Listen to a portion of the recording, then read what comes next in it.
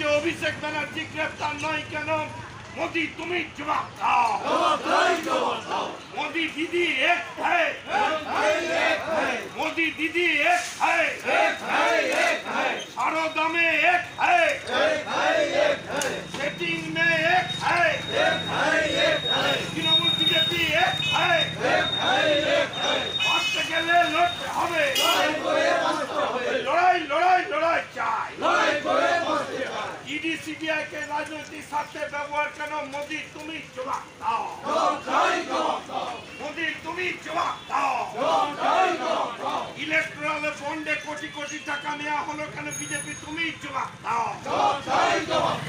আম্বানি আদানির টাকা নির্বাচনে ব্যবহার হচ্ছে কেন? নরেন্দ্র মোদি জবাব দাও, নরেন্দ্র মোদি জবাব দাও।